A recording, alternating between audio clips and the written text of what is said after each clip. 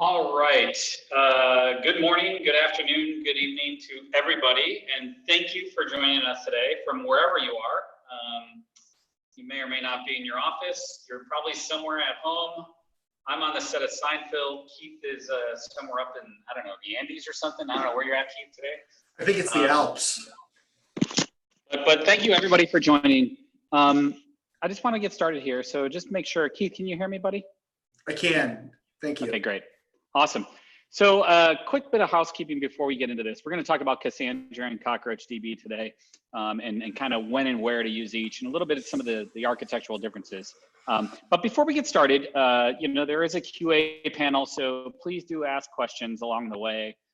We've got an incredible resource here in front of us in Keith. Keith has worked with Cassandra and CockroachDB for quite some time, and so we'll be able to answer pretty much any level of question that you all have. So please do put questions into the QA panel.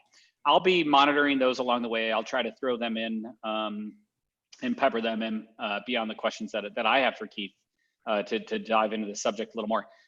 But the recording of this will be available. We'll make the slides available to everybody as well. And with that, thank you for joining us. But I must personally thank you, Keith, for joining me.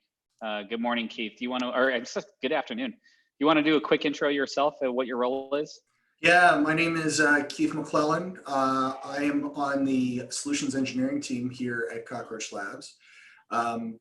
Nominally, I work with our largest partners, right? Large third parties like the IBMs and the Ciscos and whatnot of the world. But as you mentioned, I have a background in Cassandra from my days prior to CockroachDB, so happy to kind of help answer some questions here today. Awesome. Keith, how long did you work in kind of the Cassandra space, supporting clients and talking to prospects about this? How long were you involved in Cassandra? Yeah, so my first experience with Cassandra was back in 2010. I was working at a customer site. We were looking at it as a replacement to a data catalog that we had running on Oracle. Kind of fast forward 5 years or so, I was at a company called Mesosphere, the Apache Mesos company, and Cassandra was kind of the only database at the time that you could successfully run in a cloud native platform like Mesos or now Kubernetes. Yep. And then I went and spent a little bit over a year at DataStax, the Cassandra company. So a varied amount of experience, both as kind of someone who tried to use it in the early days, as well as someone who supported it both from a platform perspective and then directly for a period of time. That's awesome, buddy. So it's just a really good set of experience to actually have this conversation. I'll introduce myself and just play a little bit off of what you had there. My name is Jim Walker. I'm in product marketing here at Cockroach Labs. I love what I do, and I love this particular database technology because I too was exposed to Cassandra really way far back. I was at Hortonworks, and so the whole kind of thing we were doing around Hadoop from there. I was also in orchestration, Keith. I was at CoreOS, and I saw people struggling to try to get databases up and running in these distributed environments, and I looked at Cassandra as one of the few things that actually mirrored that world and fit, and so that's why I was pretty excited to have this conversation today, to just kind of point out the nuances. And I think people like, is it Cassandra versus Cockroach? It's kind of like, I don't know how you feel, Keith, but it's a little bit of both, right? It's kind of like a Cassandra and Cockroach many times. Is that correct? Yeah, I would say that both databases, when used for the right types of, to solve the right types of problems, are great solutions. Yeah. It's very rarely a true kind of a versus situation. It's much more, Cassandra is good for certain workloads. CockroachDB is better for other workloads, and there are definitely areas where you could end up using both databases in the same kind of extended platform. Right. And I think that's where we want to end up today. So just giving everybody a little bit of that's our future. That's where we're hopefully ending up today, is to talk about workloads and where to use what, when. And that was the title of this. But to get there, we want to dive a little bit into Cassandra and a little bit into Cockroach. We aren't going to get really too deep into the particulars of Cockroach, but we did want to uncover a couple of the architectural nuances and differences between the two solutions. And so I'm going to give a quick background of the Cassandra side of things for anybody who's not completely familiar with its history, kind of where we're at. And then Keith and I are going to have a conversation around a couple of different technical architectural concepts. And then we're going to, like I said, wrap it up with some of the workload stuff, because I think, I love webinars, and I love webinars that are vendor agnostic. We're both, look, we're both wearing our Cockroach shirts today. I'm happy that we're both coordinated, Keith, but we do want to be fair. And I think, the right tech for the right job is to me, that's a pragmatic approach to the way that we architect our backend data systems and whatnot. So let's just start. I'm going to give a quick overview of, just Cassandra in a quick history. It started at Facebook. It's written in Java. That team open sourced this project back in 2008. It was an incubating project within the Apache Foundation in 2009. And then in 2010, it graduated to a top level Apache project. You'll often see it shortened to C star. I don't know. How do you say that, Keith? C star, right? I think you say Cassandra. I know, but I like to say C star. It's kind of like the word Kubernetes or kubekettle. And it's like 18 different pronunciations. But I think Cassandra has been around for, it's a good 10 years, and there's a lot of people out there using it. I don't think a lot of people understand that the actual the name of Cassandra was written after a mythological prophet named Cassandra, who was a prophet, which was great. He was able to be an oracle and see things, but she was cursed because nobody believed her, which I guess it's a little bit of foreshadowing in terms of transactions. Sorry, I got to throw that in there, dude. But it's true. It's a fitting name, and the etymology here is actually fits the topic a little bit here. So there's a lot of really big clusters out there. I pulled this off of Wikipedia. I'm sure you could add hundreds more here, Keith, and I have a bunch of experience with this too. But I'll bet everybody here on this phone call has probably hit Cassandra at least once today since they've been awake. Even the West Coast people, where it's still still early in the day, you probably hit a Cassandra database somehow at some point. I mean, if you read the Netflix engineering blog, if you don't, I would highly suggest you do. There's some really cool stuff on that blog. They're one of those companies that really like to expose kind of some of the stuff that do architecturally and then within their systems as well. They talk a lot about Cassandra, and it's used extensively across their streaming services. As they moved and changed their business model from all DVDs to streaming, Cassandra became a big part of that. And they like to look at transactions too. So they're looking at distributed databases as well. Apple's a big user. Cisco WebEx, if you're using that platform. We don't use it here for this webinar, but Grubhub, Nutanix, Reddit, SoundCloud, Uber is a big user of Cassandra, and it's a lot of the models, the data science models that they're using in real time in production. Is a lot of that data is flowing through Cassandra, and so lots of really great notable cases out there where people are successful, and this is a great technology and fueling a lot of these kind of large web scale systems that we see out there, right? And so I think it's been great, and people are using it because it is truly a distributed system. It implements a lot of the distributed systems kind of paradigm. It does support replication of data and multi-data center replication, so we can actually scale these things with additional nodes across a planet, and it's fault tolerant, right? That's all kind of part of being a distributed system, right? Replication, scale, fault tolerance, that's kind of key things around really being distributed. But then, being able to tune consistency. Ultimately, this is eventually consistent, and we'll talk a little bit about that, but being able to tune performance based on writes and reads is kind of one of those core things in Cassandra that's pretty important. And then finally, it does implement its own query language, CQL, so the Cassandra query language, which we're going to talk a little bit about that as well, and the developer's experience around Cassandra. Some basics and some deeper kind of into the weeds here. This is a NoSQL key value store. It is written in Java. It's a hybrid row store. We'll get into that a little bit.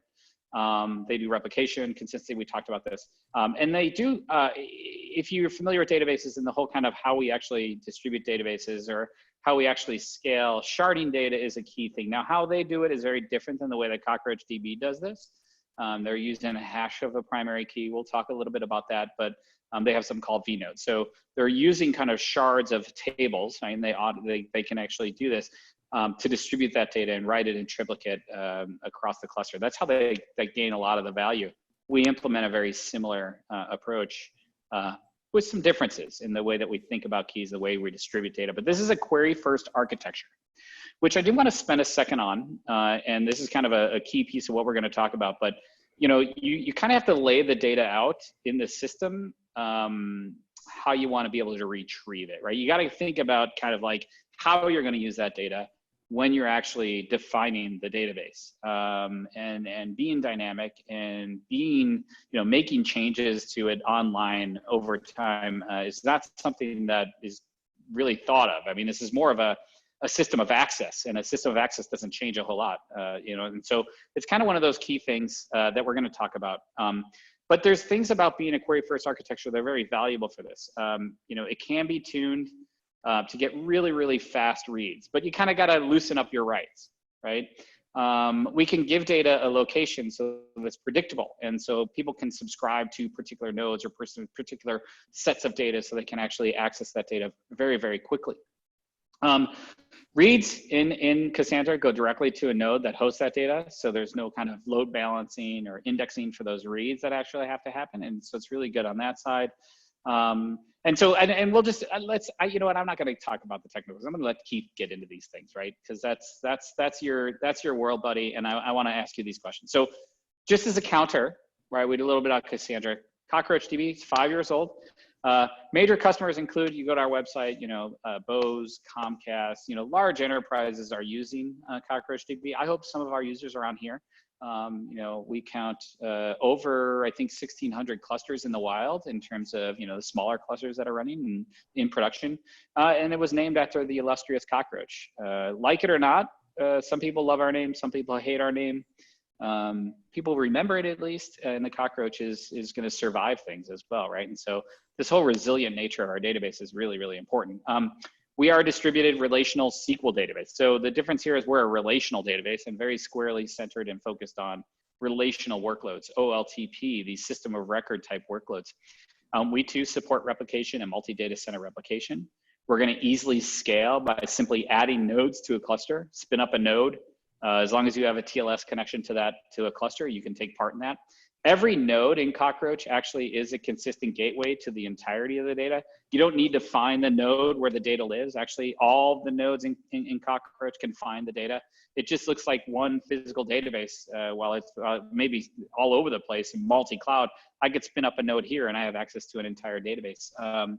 And so we do that as well. We are fault tolerant. We're writing data in triplicate. If you lose a node, we can survive failure. We can survive failure of a disk, a server, a rack, an AZ, a region, right? And it really comes down to how you configure CockroachDB.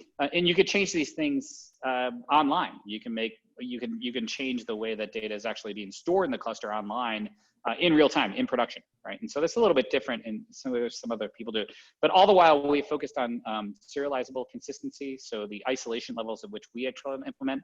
It allows us to be system of record, whereas I think Cassandra is a little bit more a system of access. We can do transactions, but the consistency thing is one of the areas that we focused on. From a language point of view, we are Y compatible with Postgres. We implement a lot of that syntax, and we can do something called geopartitioning as well. And so just to kind of give an outline of the two databases, right? We're good at system of record. We can optimize for reads and writes. We are a true distributed system from architecturally speaking.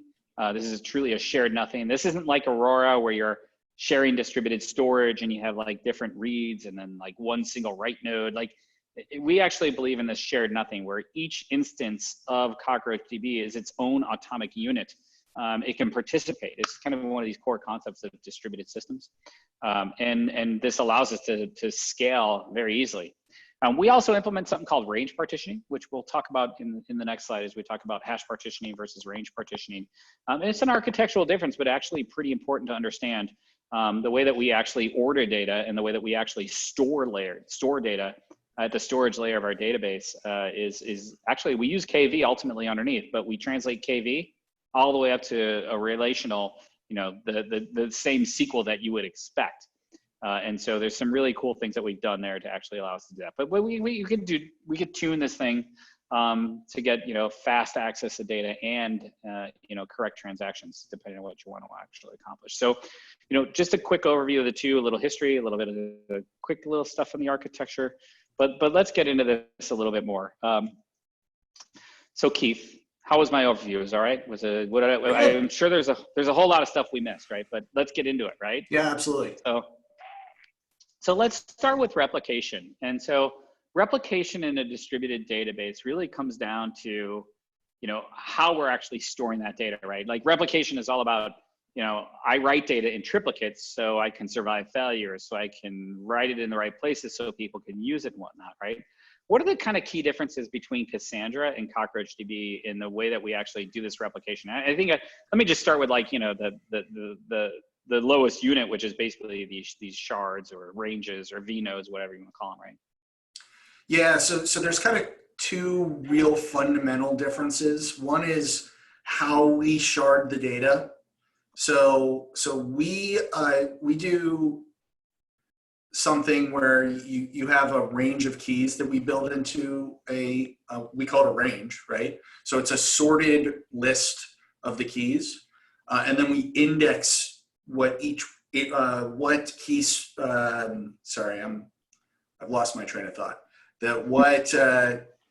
What set of keys are in which ranges, right? Right. That allows us to do some really interesting things around. We can do scans and that kind of stuff that you can't really do in Cassandra. Cassandra uses hash partitioning, which means that the distribution key is hashed, and that determines what server that particular records goes on. So that's a deterministic thing. So it makes it really, really fast to read and write data, but it makes it really hard to respond when you need to kind of change your database topology. So Keith, is it a fair assessment to say then, like the way that we actually use keys to store data? I mean, it's actually KV at the end, right? Like this is an ordered set of data, right? Like, so we could look at a table and look at all customers from Adams all the way to Zidliski or whatever, right? And everything's going to be ordered, right? We're basically using the primary key, which might be last name and say another field, right? And we're going to actually store everything based on that alphabetical order or whatever that order is. And with hash partitioning, correct me if I'm wrong, it's basically let's take the name and the other field and create a hash. And that very unique hash is powerful because I can find that thing very, very quickly, right? I don't have to like discern anything. But it's also ultimately it's a set of bits, right? It's just a number. And the ordering is based on that numbering. So like it may be that things are kind of out of order based on hash because the hash that came back is very different. Is that kind of like the difference between the hash and the range? Well, so it's even a little bit more kind of complicated than that, right? So when you're doing hash partitioning, they then seed the hash with the number of vnodes that are in the system because they're trying to avoid hotspots. Because with range partitioning, the risk that you run into is that you get what we call at CockroachDB a hot range, right? Where a lot of transactions are hitting the same, small set of rows, of data. Yeah. So it's all going to the same node. Because with hash partitioning, it's really, really hard to kind of resolve that because where the node goes is predictable based on the key and the hash of that key. Moving it is a really changing that that overall topology is really painful, right? With hash partitioning. Yeah, with hash partition, the whole concept of vnodes was to try to help with that. But you could still have, if you have a lot of records that are being accessed in any individual vnode, you can still kind of run into hotspots where really your only resolution is to kind of change the strategy under which you're laying data on disk. It's really kind of a challenging problem to solve. Right. We do something different. We store our ranges as an ordered list of the data, as you mentioned, and then we index what each of those, right, where the location of each of those ranges. So right. The downside of that is that we always are going to have 2 hops to get to a record. We're always going to have to check the index of which range is going to have that key before we go and pull the data. But the bonus is we can do we can do range scans. We can say, give me all of the orders from, October 1st to October 30th in this table. And I don't necessarily have to spray that query across the entire cluster to do that. I just have to go to the ranges that have that key value, and they're all going to be stored together. So things like rolling window queries, in lists, those kinds of things are much easier for us to handle in a Cassandra database. But the flip side of that, right, is that we're always going to have this extra step in interacting with the data. Right, but I think what's cool about hash partitioning with Cassandra basically is because they actually have embedded in the number of vnodes. So basically the number of all nodes within the system, you can actually find that data extremely quickly because it's embedded in that hash key, right? Like that's the whole point. Like you don't need to go to an index to find out which node that's on. You can actually just ask the index. You could look at it and discern right away where that data is. Is that correct? If you know the topology of your Cassandra cluster, yeah, and you know the key that you're looking for, you can predict exactly where that data is going to be, and that's exactly what the Cassandra Java driver does. It subscribes to the cluster's gossip information, which is kind of a neat feature, so that it knows the topology of the cluster well enough that the client goes exactly to the node that hosts the data rather than having to go through a gateway. Right. Whereas with us, you connect to any node in the database. That acts as the query coordinator for whatever query you're running. The gateway node requests, does a lookup on the index to see which range is going to host the data that you need, and then kind of manages that request for you. Sure. We get a lot of flexibility by having that structure, but our best case performance isn't going to be quite as good as Cassandra because of it. Okay. That's interesting. So let's shift a little bit of this, Keith, to scale, right? And so, as I add more nodes to a Cassandra cluster, right? The whole point is like I can handle more transactional volume. I can cover new parts of the globe, perhaps, right? Can I do this in production? And what does this mean from the way the data is distributed in a cluster? Like, is there some sort of like, can you do this in real time? Can I just spin up a node and point it at Cassandra and it's going to redistribute? That's one of the things about Cockroach that I absolutely love. But how does that work in Cassandra? That's the scale part.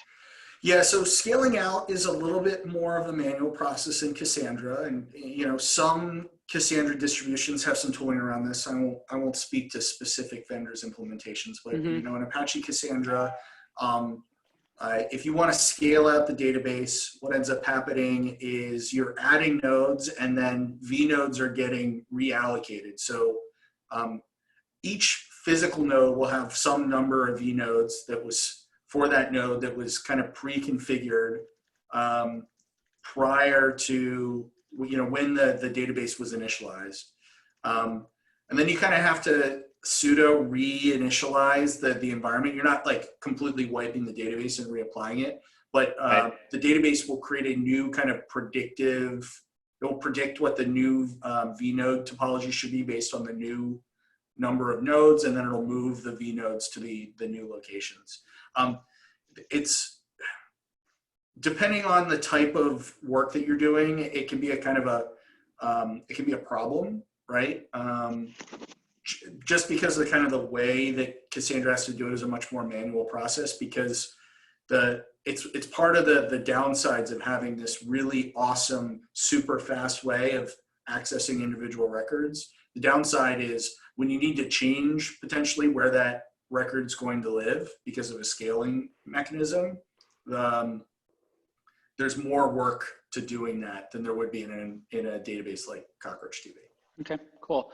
And so the same question then, Keith, when you scale back, right? Like, let's talk about resilience, right? So let's just say a node goes down, how does Cassandra kind of rebound from that? The elegant way of basically writing data in triplicate, having Paxos or RAFT or whatever that is, you just kind of understand that the data is still going to be available because it's written in triplicate, right? Like, how does Cassandra survive failure, and what are the resilience capabilities?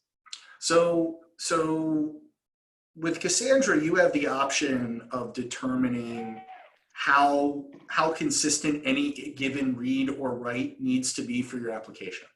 So think of it as like a car where we took all of the doors and windows and the seatbelt off, and you've got a steering wheel and you've got a gas pedal and a brake pedal, and that's pretty much it, right? That sounds fun.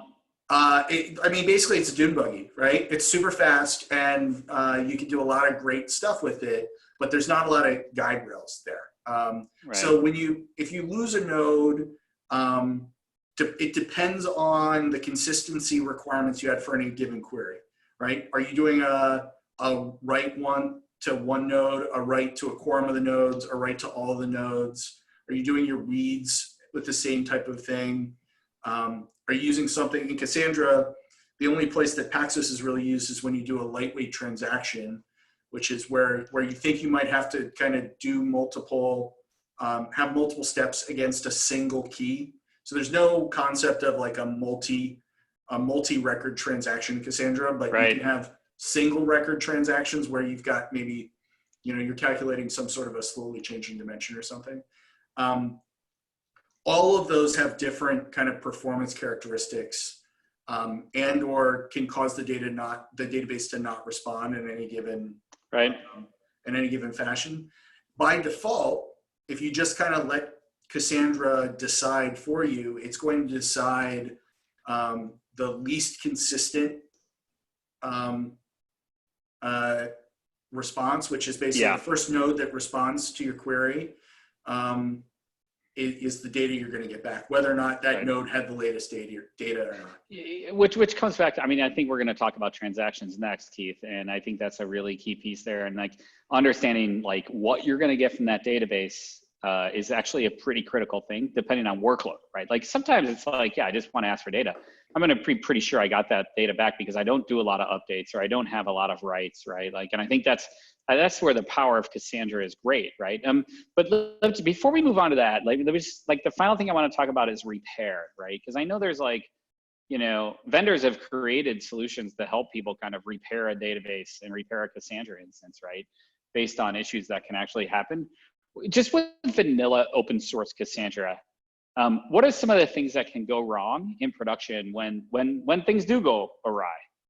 Yeah, because there's no kind of system guaranteeing consistency across your replicas, you can have some data entropy problems, right? So this happens a lot when you have node failures, where a node is down when a transaction would have written to a particular vnode and then kind of comes back and it didn't get the message, right?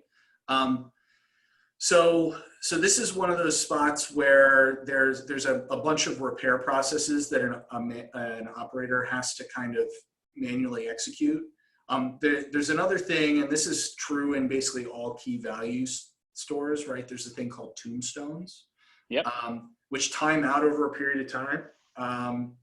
And if those don't get cleaned up, it can undelete data that you thought was deleted from the database, because the kind of the tombstone cleanup process is effectively like a defrag on the actual files in the KV store.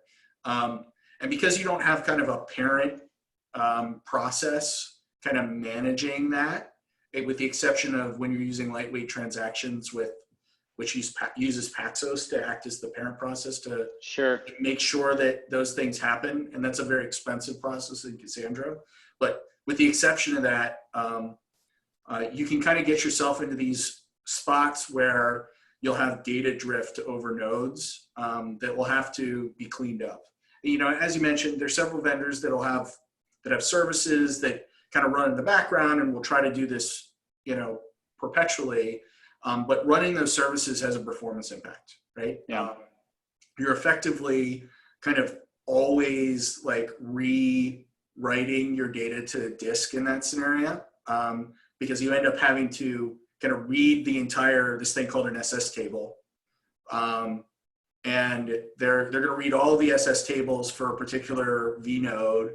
They're going to kind of look at all the data, sort it all together, delete all the deleted records, clean up the tombstones, do all this stuff, and then repersist it to disk, right? That can be an expensive process, particularly if it hasn't been around in a while. Yeah, but a very valuable process too, Keith, right? Like to keep yourself consistent, right? So that, you know, the health of the database is up and running and optimized, right? I mean, I think that's why many of these organizations have built out stuff like that. And there's Cassandra vendors out there that are basically doing those things without naming. I mean, you all know who they are, right? And I think it's cool stuff. And the concept of a tombstone is kind of an interesting thing too. I don't know if everybody really understands about it. Like in a KV store, basically, if I want to delete a record, you don't just go and get rid of it. You basically, you mark it as like dead tombstone, right? And then eventually it all gets cleaned up, right? Like, and so I love your like it's like defragging your disk. I used to sit there and watch that thing. I loved it. It would move the data, remember?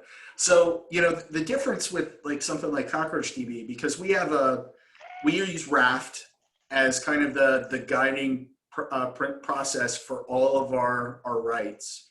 Right. So with us, we have a RAFT group for every single range in the database, okay? And that RAFT group makes sure that that all of the replicas of that particular range are maintain consistency. So when we're committing a transaction, we only wait for a quorum to be written. In the background, after that transaction's committed, RAFT is constantly using the RAFT log to make sure that any kind of replicas that are out of date are going to get that up-to-date data. Yeah. And then, as you mentioned earlier, we do use a KV store as kind of our storage driver under the covers. Each node has its own instance of this thing called RocksDB right now. That's what we're using. Because we know that the data in RocksDB is consistent because we're using RAFT to make sure that all that data has been written. We can do the tombstone cleanup stuff automatically. Yeah. And we can do it a lot more quickly than you could in a system like Cassandra, where it kind of has to be paired with this repair process. Yeah, I think the difference is it's like part and parcel of the overall execution engine and storage. It's all together. Whereas, you know, what we've architecturally done in Cockroach is we actually kind of, like logically, you think about it, it's like the execution layer is separate from the storage layer, and we're using RocksDB. But, you know, we're also building something called PebbleDB, Rocks Pebble, right? Like, so we'll be able to swap that in and out to have a different kind of storage layer, which allows us to do, you know, it's like keep that capability into that layer. And I think that's a key architectural choice that was, you know, I think Peter Mattis and team kind of went down here at Cockroach, which is really critical. Why we're talking about storage, there was a question that came in, and it was asking about, you know, can Cockroach leverage underlying storage capabilities like RAID or distributed systems so that we would have actually another layer of protection against data failure? I think within CockroachDB, we're already protecting from failure because we're writing things in triplicate. We always are assured of that. Like, and we've had lots of other webinars on this topic. If anybody want to watch the architecture of a distributed SQL database, we talk at length about this. But do people use distributed storage underneath Cockroach as well, Keith? While we have the question open. You absolutely can. The key thing to make sure that you do, because we, as you mentioned earlier, we're kind of a shared nothing distributed system, is that if you're using shared storage under the covers, we have to be very deliberate about how the nodes kind of announce themselves in the topology so that we don't store multiple replicas of the same data on the same shared storage infrastructure. Yeah. If you do that, you know, the benefit to using something like shared storage is the likelihood of a node failure due to disk failure is reduced dramatically. But if you were to have an array fail and you didn't kind of manage the topology of the database properly, you can end up losing multiple replicas of the data. Yeah. Which, for us, if we don't have a quorum of replicas of the data, that data is going to be unavailable until we have that quorum recovered, either via manual administrative process or by those nodes kind of coming back online, the missing replicas coming back. Yep. Whereas in Cassandra, you know, if you kind of loosen the consistency constraints further, you can, as long as a copy of that key exists somewhere in the database, the database will pretty much always return a value. And I know we're going to be talking about this later. Yep. But those types of things are probably more important with us than they might necessarily be with Cassandra because of that. I always, this is like belt and suspenders. You know, like there's like, yeah, like the belt's going to cover you. The suspenders are, but together there's a whole bunch of stuff. And I think with anything, it's the more complicated you get in terms of your implementation, you can accomplish anything you want, right? And so I think that's the key thing. So let's move on. We spent a lot there. Now let's just talk about the developer experience, right? So, you know, at Cockroach, we've gone a long way of actually building out a SQL execution layer on top of a KV store so that we can actually expose, you know, SQL to our end customers and the applications that are using Cockroach. And being wire compatible with Postgres is a key thing that I think people love us for, because they can actually, you know, use SQL the way that they expect it today. What is CQL? It's not SQL, right, Keith? Right. And what are some of the limitations, and what's the developer experience around this? Because I think, like, just to seed it a little bit, the developer can have a great experience with Cassandra if they know they're writing on top of Cassandra. There's some real powerful things here too, but there are also some limitations, right? And so what's the developer experience on top of Cassandra? So Cassandra, so CQL allows for retrieval of data based on the distribution key. And you need to also insert the data based on the distribution key. So this is the same stuff we were talking about earlier about how you get data in and out. You need to lay the data on the disk in Cassandra the way you need to get it back. There's no concept of joining or transmuting it or any of that kind of stuff. So the likelihood that more than maybe one or two query patterns can be served by a single table in Cassandra is not super likely. So the solution is that you write the data to multiple tables, you lay the data out differently to service different queries, and then you maintain consistency across those tables in your application tier. So this is one of those things that, you know, if you have a relatively constrained number of access patterns, you can optimize it for super fast reads and super fast writes. But as soon as you have any kind of ad hoc or you have ad hoc queries, or you have complicated structures that are going to trigger multiple changes throughout a data model, like you would in a relational space, it becomes much more challenging to serve those types of use cases in Cassandra. Right. So let me ask you, and actually the question came up in the QA, and I'm going to come back. There was one more question before this as well.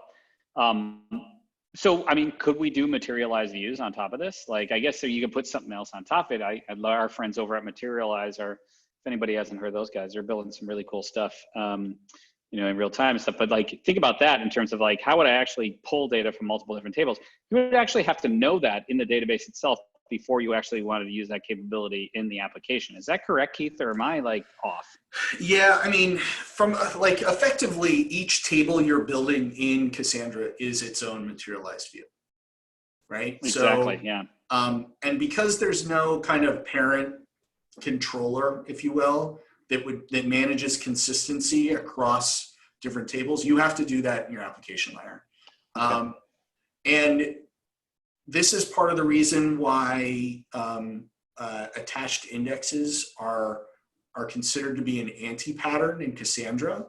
It's because they also have to be maintained separately from the table. They don't automatically get rebuilt. So if you're querying an index in Cassandra, effectively you're querying a materialized view. You know, there's a lot of different capabilities in the database around doing this kind of stuff, right? But because there's no kind of parent process that guarantees consistency across them, a lot of times they're features that tend to not get used in the database. Right, but you could build this up from base tables, correct? I mean, you could do this in Cassandra. Yeah, absolutely. You absolutely can. Yeah. It's just, the developer has to make a lot of right decisions to get the outcome that they're expecting. So it's not that you can't do these things in Cassandra. That's not the kind of message that anyone should be getting out of this. It's that there's no constraints on how these things are done, which means that you can make relatively minor decisions that have a big impact on whether or not you're going to get the outcome you expect. Fair. Yeah, I think that's a fair assessment. And I think it's, like, I think we started this, like, look, Cassandra is an extremely powerful database, but, as with like a dune buggy, if you make a wrong turn, you make a wrong turn, So I think you just, like, without the guardrails, you got to be careful on certain things, right? So, right. So let's move on. Let's move on to transactions. And so, I love this, like, availability and partition tolerance are considered to be more important than constraints, right? Or consistency, I should say, Keith. So let me just talk about, queries and transactions. And I think, like, that's not just, I think there's different types of transactions, right? There's read transactions, there's write transactions, number one, but then there's complexity of transaction as well. Like, people think of transactions in a database as a simple SQL statement, but actually one simple SQL statement may coalesce into 15 different transactional or 20 different transactional statements in the database itself, right? And so, how are transactions handled in Cassandra? You got to be fairly straightforward. You kind of got to know the table, right? And you can't do things like, somebody was asking about, asking for data or updating data across multiple different tables or across different ranges, that sort of stuff. So, can you just kind of comment on your opinion, like how transactions are implemented in Cassandra? So Cassandra transactions are single key transactions only. They use Paxos to guarantee consistency. Write transactions. Right, and somebody can still kind of come in from outside of that transaction because Cassandra relies on something called item potency to know what's the latest version of a particular record is. Mm-hmm. It's effectively a last write wins type of a situation. Right. So you can kind of draft into a lightweight transaction and break it because only the nodes that are involved in the lightweight transaction know about the lightweight transaction, right? Because not all nodes are always managing transactions. So from a CAP theorem perspective, because both databases would be considered to be partition tolerant, which means you can lose a node and the database, both CockroachDB and Cassandra can both continue to respond to queries. You have to pick either consistency or availability. Right. And you're gonna have to give on the other, right? So in CockroachDB, we guarantee consistency at the serializable isolation level. I know that there was a question in the Q&A about read committed. If you would like, we can have a chat about my perspective of different isolation levels in a distributed system and why serializability is super important for system of record workloads. But because we're guaranteeing that level of isolation, there are cases where we, in certain failure scenarios, we may not be able to respond to a particular query. Some data may be unavailable. But we will always guarantee that if we respond to the query, it's going to be right. It's going to be right. Right. Whereas Cassandra, because of the way the data is written on disk and whatnot, the database itself doesn't give you guarantees around consistency. It gives you, but it pretty much guarantees that if you have any replica of the data left, that at least you can get an answer back. We do support something like called time travel queries, where we can give you kind of what's effectively a snapshot isolation level response of any particular record based on a particular system time, which somewhat mirrors this kind of capability from an availability perspective. But it's a very different kind of a mechanism, and it's meant for different use cases than what you would generally use in Cassandra, which is you'd have some try-catch logic and you do a quorum read, and if the quorum read failed, immediately fail back to just give me whatever you have so that I can continue on to service my user. A lot of that's because the use cases for Cassandra are very much like web app, cell phone app backend type use cases, where if they're person's app's no longer responding, you know, people are going to move away and try to find other problems. Whereas the use cases we're used for, like financial transactions and inventory management, right? Things where you have lots of complicated moving parts that have to be maintained in a consistent fashion. That's not to say you can't do those things in Cassandra. It's just that you have to build all of the structures around it to guarantee that consistency in your application, right? So right, go on, Keith. Sorry. No. So whereas we kind of bake that into the database. Right. We take a fundamentally different approach in that I always think of Cassandra, and fast forwarding a little bit, as more of a system of access where we can do some lightweight transactions, maybe a lot of, like some single writes, maybe not a whole lot of updates. And where you just need to get that access to the data all over the place. It's phenomenal for that. But one of the things that comes up when we think about transactions, and I think the history of Cockroach and what we've built is directly in line with the Google Spanner paper and kind of some of that architectural choices that were made. And one of the architectural choices we made was that we wouldn't depend on a hardware clock, right? Like I think in Spanner, they're gaining consistency based on these atomic clocks and it's a piece of hardware that's in a server, and Spanner kind of has to run on those things.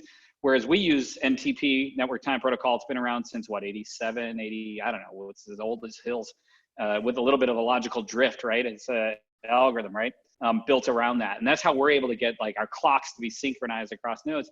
Does Cassandra have the same concept, right? Because I think when you start to think about consistency in transactions, time, right? Because serializable implements time, right? It's, does Cassandra implement anything like that? And is that one of the pieces that holds it back? Yeah, so I wouldn't describe it as holding it back. So Cassandra relies on item potency to determine what the latest record is in any particular, for any particular key range, for any particular key. So the big challenge you would have is if you had a lot of clock skew and you had multiple transactions against the same key at the same time or around the same time, you could end up in a case where the write that was really the last write isn't actually the last write because you had some disagreement about the clocks. Whereas in CockroachDB, we monitor the clocks to kind of manage for that, and we kick nodes out of the cluster if their clock skew gets too high, because we can't then kind of factor for it in our transactions. Fair. So it's not to say this is just another one of those scenarios where we have installed all of these guardrails that you can't turn off. So to make sure that we can guarantee consistent data. Because those aren't guaranteed in Cassandra, you have to make sure that you architect around that from your application perspective. Yeah, and it really comes back to workload. And we're going to finish on workload here today. It really comes down to like what you want to, it's when and where do you use what, right, Keith? I mean, and like even the situation you were just explaining, it's like, yeah, a lot of transactions in the same area. Yeah, that's a very distinct workload. Whereas if you're just trying to get data so that it's read like a streaming service at Netflix, that's a little different, right? There's not a lot of writes there. There's a whole lot of read going on, right? And that's a different kind of workload, right? And so I think that's a fair assessment. So the last thing I want to talk about from a technical point of view is data locality. You and I have had some conversations about this, that one of the cool things about CockroachDB, and one of the things that we've done is a capability called geo-partitioning, which allows us to tie data to a location.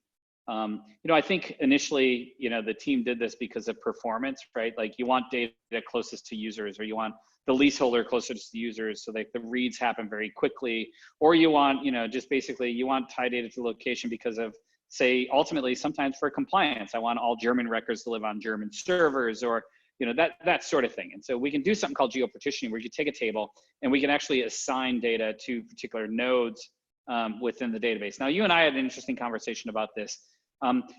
So Cassandra can do this kind of, right? Like there's some concepts here that they can use, but again, there's a fair amount of developer kind of work that needs to happen. Can you just characterize how that works in Cassandra? Yeah, so I would describe Cassandra's kind of geo-distribution strategy at kind of the object level, whereas we're doing it at the record level. Okay. So one of the fundamental differences about the way that Cassandra is architected and the way CockroachDB is architected is that in Cassandra, nominally speaking, each data center is a ring of Cassandra nodes that has kind of a set topology for the vnodes and the hashes. And so you can connect rings together to get to your multi-data center structure. All right. And so that you have concepts of local quorum versus global quorum there. Now there's some great things about this, right? You can have analytics clusters versus read clusters. You can have different numbers of nodes in different data centers for different use cases. There's a lot of flexibility that you get at the Cassandra level by them doing this. But one of the limitations is that the replication strategy is set at the key space or object level, right? So for any individual object, you can say in data center 1, I want to have 3 copies. In data center 2, maybe I only want 1 copy. In data center 3, I want 2 copies. And when I'm reading or writing from the database, I can say I only want to talk to my local copies, or I want to check the quorum of all of the copies, or all that kind of stuff. Whereas when we talk about CockroachDB as a distributed database, all of the nodes, regardless of their location, are a single database, okay? So for us to kind of replicate the ability to say, have some data in Europe and have some data in the US, we had to go to a much finer grain replication strategy. We had to bring your partitioning information into the key to do that. In Cassandra, that would be really, really hard to do because the key, the partition key, determines what node it lands on from a physical perspective, and it makes it, it would make it really, really hard for to then change that later. Whereas because we use indexes to determine where our data is, we can do something that we call, we do these partition ranges and dynamically change where individual records are stored and what the replication factor is based on, geography and based on whatnot. And also kind of pin which replica is, we have this concept of a leaseholder, which is kind of the first among peers, if you will. So it's the replica that's empowered to respond to read requests without having to check the other nodes for write. Right. Because it's always going to be involved in the writes, so it can respond to reads without having to do a quorum check. That whole concept allows us to be very flexible there, and to be finer grained as far as the distribution strategy. Yeah, and I think, Keith, like when it comes down to it, like again, we have guide rails, but we've given you tools to actually change what you need to do within those guide rails. Like for us, it's a simple alter table command. I think you and I have done that in a couple different webinars, and we could change how data is being, what the topology of that data looks like. And I think that's a key difference. And I mean, the whole placement of data within a cluster really can be controlled by the person who's administering the database. Really, when it comes down to it, there was another question here, like how do we alleviate hotspots?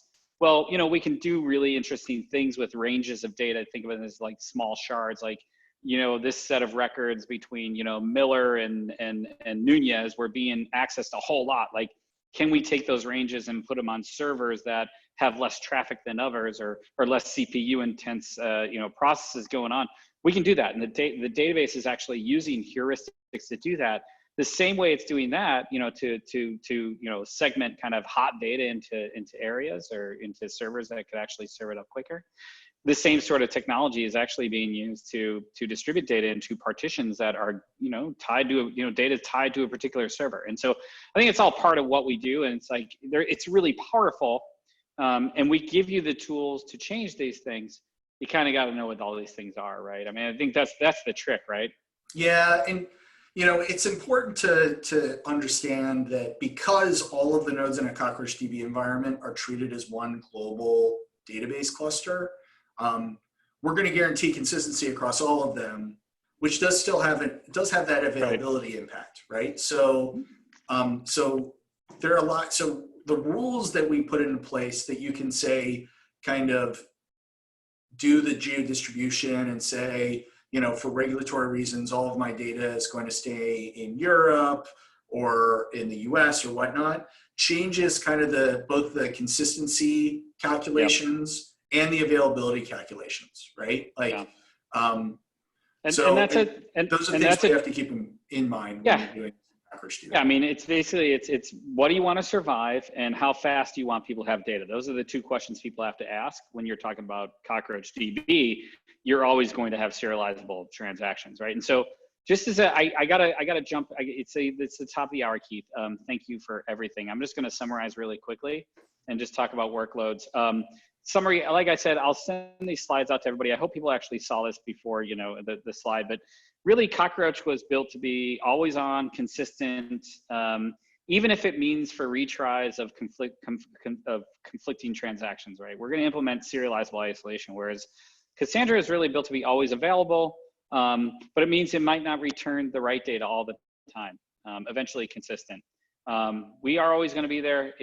Cassandra is always going to return an answer. We aren't sure it's going to be consistent all the time.